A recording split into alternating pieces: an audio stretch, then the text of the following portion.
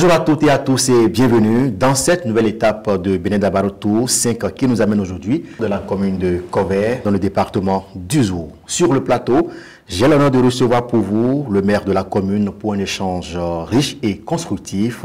Nous parlerons des actions du gouvernement de la commune de Kovey, le bilan de la gestion communale, des attentes des populations et surtout du thème central de cette édition intitulé Agriculture, changement climatique, quel impact sur la sécurité alimentaire au Bénin? C'est parti pour des échanges passionnants. Monsieur le maire, bonjour et merci de nous recevoir dans votre commune. Bonjour monsieur, bonjour chers amis journalistes, soyez les bienvenus dans la commune de Kovey. Et je vous remercie et je vous témoigne toute ma gratitude au nom du maire qui est un peu empêché, au nom de tout le conseil communal.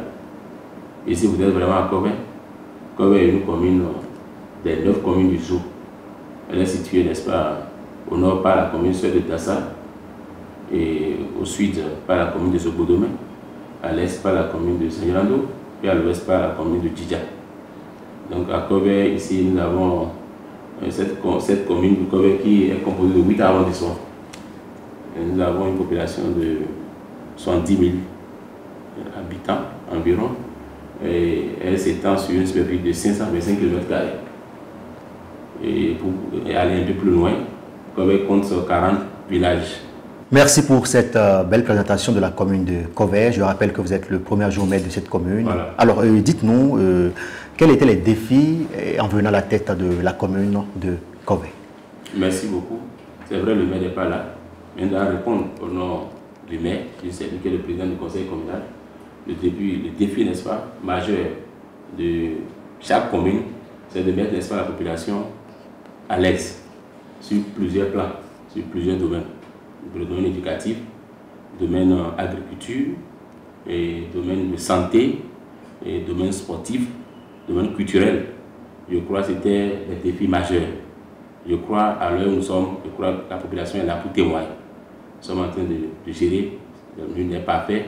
On est en train d'aller comme nous pouvons le faire pour pouvoir mettre notre population à l'aise sur tous les plans presque. Nul n'est pas fait, vous l'avez dit, ça fait déjà 4 ans, bientôt 5 ans que vous êtes à la tête de cette commune, que vous gérez, que vous êtes aux commandes et dans la gestion des affaires de développement de cette commune. Alors dites-nous quel bilan on peut faire des actions menées par le conseil communal au profit des populations de la commune de Kovey. Merci beaucoup. Je voudrais vous rappeler que à l'avènement, n'est-ce pas, de nouveaux codes sur la gestion territoriale, la gestion administrative ne nous concerne plus trop. Nous sommes des élus, il y a le volet politique qui nous concerne. Donc nous ne faisons que donner les orientations. C'est vrai qu'au départ, c'était nous qui confondions tout. Il y avait l'administration et puis il y a les autres orientations politiques. Mais à l'avènement de la loi 2021 et 14 du 20 décembre 2021, les choses ont changé. Et en ce qui concerne les autres défis que nous on avait à relever. Et sur le plan administratif, c'est confié aux SE. Je crois que tout va bien, puisque et le SE et nous entendons très bien pour quand même orienter la population, mettre notre population à l'aise. Oui, tout va bien, c'est que forcément il y a des actions que vous avez menées sur le terrain. Beaucoup d'actions. Voilà, quelles sont les premières en termes de... Sur le plan de l'éducation, oui, il y a beaucoup de construction de modules de classe. Voilà. Beaucoup de construction. Non seulement avec les fonds propres que nous mobilisons, mais avec la coopération décentralisée. Vous voyez, par exemple, l'appui de la coopération décentralisée nous a aidé à construire l'espace de modules de salles de classe et à 12 mains. On est d'accord?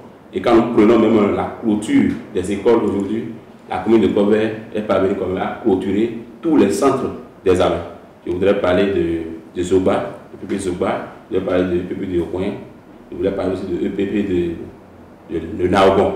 Je crois voilà les défis parce que ce n'était pas clôturé, mais quand on a pris la règle, n'est-ce pas, de la gestion de commune, nous avons pu quand même faire tout ça. Et il n'y a pas que ça. Quand nous prenons toujours le domaine de l'éducation, nous achetons au jour le jour. Et chaque année, nous achetons des documents, n'est-ce pas, et aux apprenants de la maternelle et du primaire. Parce que notre commune n'a pas compétence à aller au niveau du secondaire. Mais dites-vous que, quand à l'approche des examens, Kovey fait beaucoup de choses en ce qui concerne l'éducation des enfants. Il y a l'organisation des TD, il y a l'échange avec les directeurs, leurs besoins, tout ça.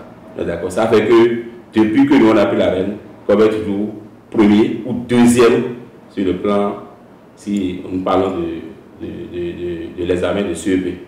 Même au BPC, au bac, comme elle ne fait jamais pierre figure.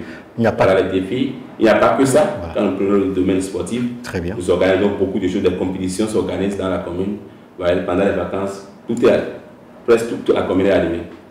Et aussi, nous appuyons, n'est-ce pas, les équipes de presse et tous les arrondissements en leur dotant en maillot, en matériel, n'est-ce pas, de sport. Quand je quitte là, je vais au niveau de la santé. Beaucoup de choses aussi nous font également. Voilà. C'est vrai, le gouvernement nous appuie, mais nous-mêmes, avec notre politique de milieu, nous arrivons quand même à appuyer aussi le secteur de la santé. Les médecins, ils sont là pour témoigner. Je voudrais aussi citer un exemple que nous sommes en partenariat avec la commune de Tournai, en Belgique, qui par moment vient nous appuyer aussi, et nous appelons, c'est pas à travers l'ONG Revive, ils viennent quand même pour des missions chirurgicales, pour des opérations, surtout pour les gens qui n'ont pas les moyens de voyager pour aller régler leurs problèmes. Ils viennent pour le coax, ils viennent pour beaucoup de pathologies, ils viennent gérer ça. Et c'est la commune qui est en partenariat avec ces villes-là, qui envoie des éléments, des médecins en appui pour venir nous aider. Donc, je crois, même actuellement, on est en train de parler des relais communautaires, la commune, les actions de notre commune n'est pas mal de ça. Nous appuyons cette politique du gouvernement pour qu'il rapproche la santé communautaire de la population. Donc la commune de Covert, je crois qu'on ne se félicite pas, beaucoup de choses se font dans ces domaines aussi. Quand on prend le domaine de l'agriculture, beaucoup de choses aussi se font également. Les aménagements ont été faits par l'appui des projets du gouvernement qui viennent quand même nous aider. Parce qu'il y a notre centre agricole. Nous avons un centre agricole, ça aussi c'est les partenaires qui nous ont aidés à être même actuellement en train de former des gens dans le domaine de l'agriculture. Et quand je prends Poussin Lélé, c'est là où se cultive surtout le riz. Le gouvernement nous appuie. Il y a des aménagements qui se sont faits là. Quand je prends l'Antakoubé également, beaucoup d'aménagements ont été faits. Le Touégon, beaucoup d'aménagements ont été faits, toujours pour booster, n'est-ce pas, et participer à l'évolution de l'agriculture dans la commune. Voilà. À vous entendre, monsieur le maire, des actions ont été menées à l'endroit des populations de la commune de Covert, des actions, je dirais, qui ont un impact positif sur leur quotidien.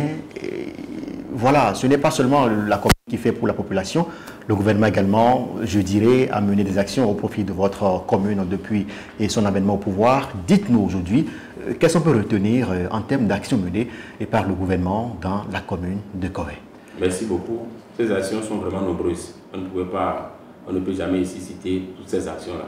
Les projets qui nous viennent à appui, comme PADAM et PROCA, il y a beaucoup de programmes qui nous appuient dans le domaine agricole. Et c'est grâce à travers ces programmes-là que nous arrivons à faire des investissements, des aménagements sur le plan agricole. Donc, en dehors de ça, les mêmes moyens que nous on peut mobiliser à Covert ne pourront jamais pratiquement rien faire. C'est vrai, ça participe un peu, mais les actions, les fonds transférés par le gouvernement aussi viennent en appui. Avant, on parlait de FADEC, je crois aujourd'hui c'est FIC, mais on continue d'appeler ceux dont la FADEC. Ça ne manque pas, ça nous vient en appui. Dans presque tous les plans. Quand il prend le domaine de santé, si nous avons eu à réflexionner, aujourd'hui le dispensaire, l'hôpital et le centre de santé de Covert, communal de Covert, c'est grâce à ce gouvernement. Et puis beaucoup d'appuis nous ont été donnés. Quand vous faites un tout maintenant, je crois que c'est un cadre qui est bien, qui permet, n'est-ce pas, à ceux qui fréquentent d'être à l'aise. Non seulement les médecins, mais aussi les usagers. Ouais, sinon avant, ce n'était pas ça. Donc c'est le gouvernement, c'est les acteurs du gouvernement qui nous ont permis de faire tout ça. Nous avons aussi une maternité isolée à Rossego. Je crois que d'ici à là, ça sera fonctionnel. C'était conçu depuis un certain temps. Et maintenant, avec le budget actuel, avec l'appui du gouvernement, ce centre sera fonctionnel d'ici à là. Et si ce n'est pas que le gouvernement nous appuie, on ne pourra pas certainement atteindre ces défis-là. Donc beaucoup d'actions se font. Quand je prends le domaine de l'éducation, les fonds qui sont transférés aussi nous aident. C'est ça qui nous aide d'ailleurs à réflexionner, à construire des modules de salle. Donc ce n'est pas que les fonds mobilisés au niveau de notre commune qui arrivent à faire ça. Nous-mêmes, on fait beaucoup parce que nous avons beaucoup de rêves, nous avons beaucoup de défis à relever à notre niveau et on essaie quand même de faire avec le partenariat public-privé. Quand je vous disais par exemple que Covert est souvent premier, nous ne manquons jamais de doter ces premiers-là, d'octroyer des prix à ces premiers et même aux meilleurs directeurs.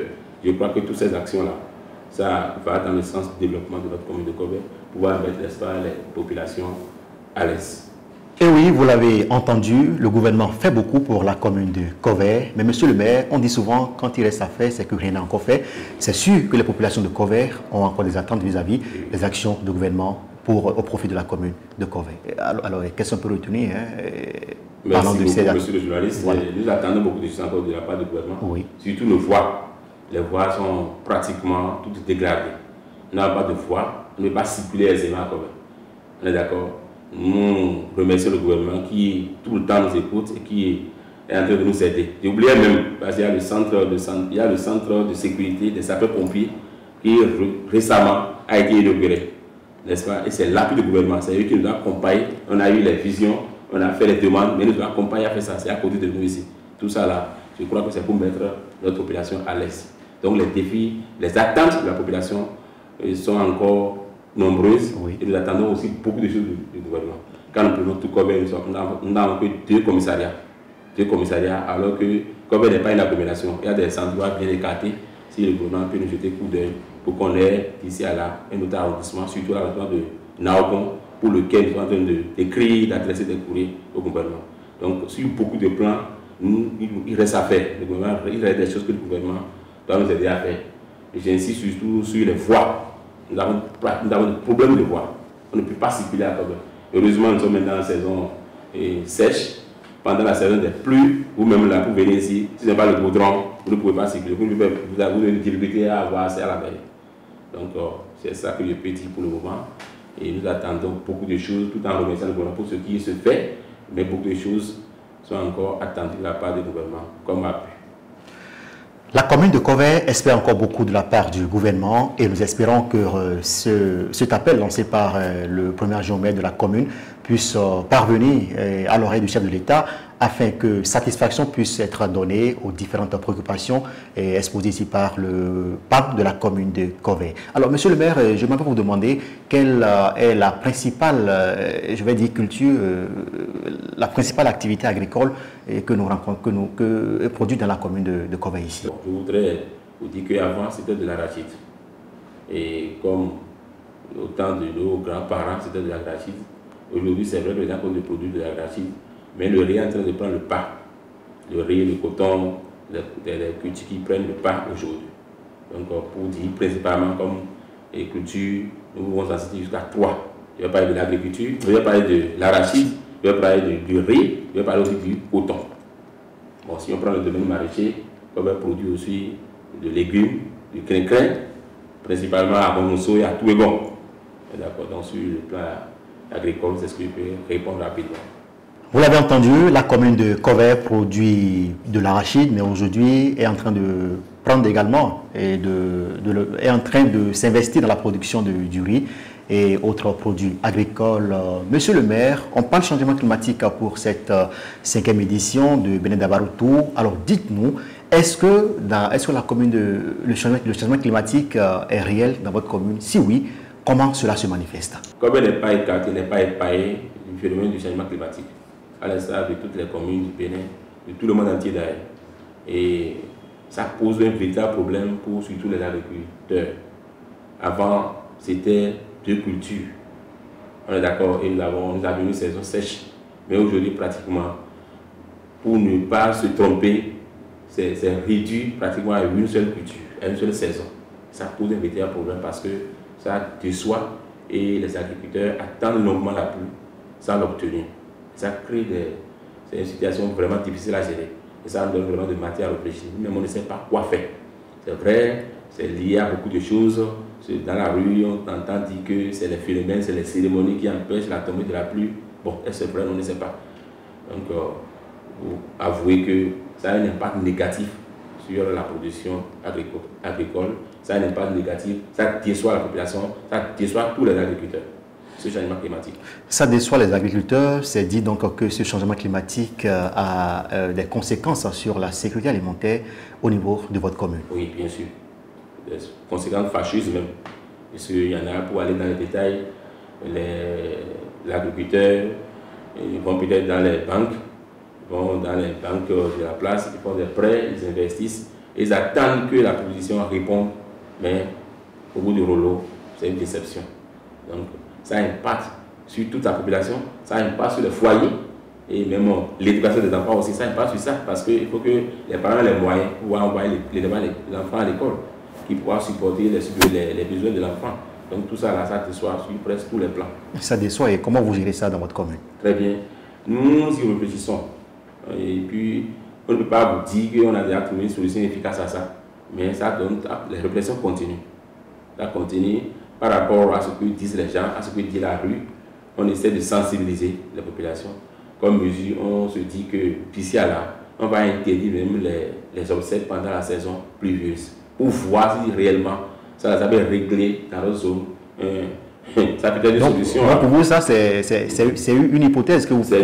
Bon, c'est ça. Et puis, c'est le conseil communal qui puisse quand même prendre cette décision-là.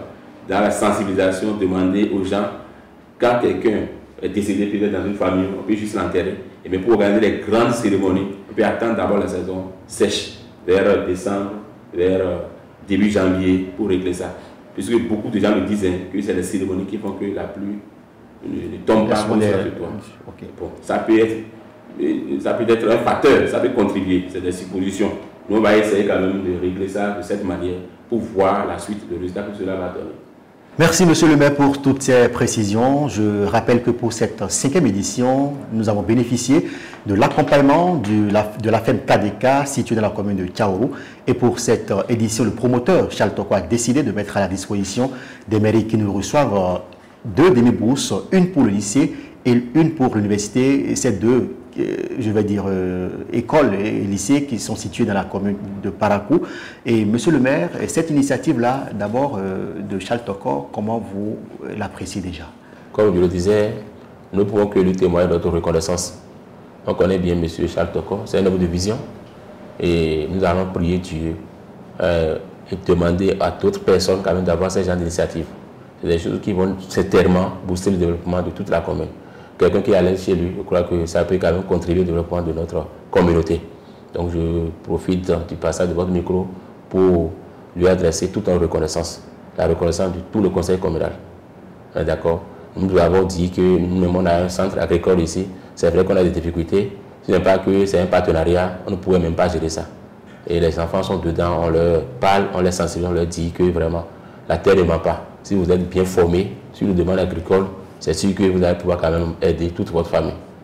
Donc je crois qu'on ne peut que le remercier et lui souhaiter quand même longue vie. Il est important de mentionner que ces 2 demi-bourses offertes par l'honorable Charles Toko permettront aux enfants de la commune de Kovek de suivre des formations de qualité dans le domaine agricole. Monsieur le maire, on tend vers la fin de cette émission. Alors, quel est votre mot à l'endroit du gouvernement? Merci beaucoup.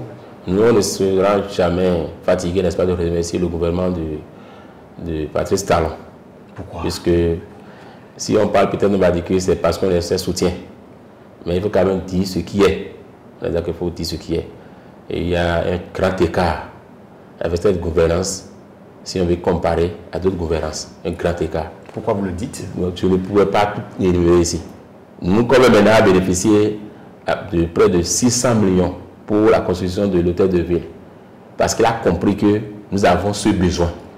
Et quand on a adressé le courrier, je crois qu'on est aujourd'hui bénéficiaire de ça. Il y a beaucoup de choses. Tout ce que je viens de dire.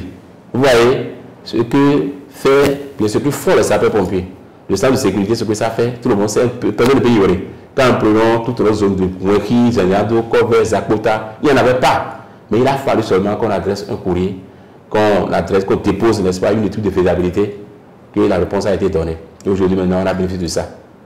Et vous voyez, même les résultats de fin d'année, quand on prend les écoles, avant c'était des grèves perlées. Je ne voudrais pas faire de la politique, je ne vais pas profiter de la politique. Aujourd'hui, est-ce qu'on observe ça? Non. Et on va remarquer ces trucs-là, ces impacts-là qui seront positifs sur les enfants 5 ans, 10 ans après. Aujourd'hui, la remarque n'est pas faite.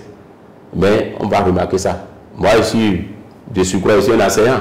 Ce que nous enseignons aux enfants, on savait. On les laissait pendant longtemps. La fin de l'année, maintenant, on les passe en classe supérieure. Je suis un enseignant du secondaire. Et aujourd'hui, maintenant, tout ça là a changé.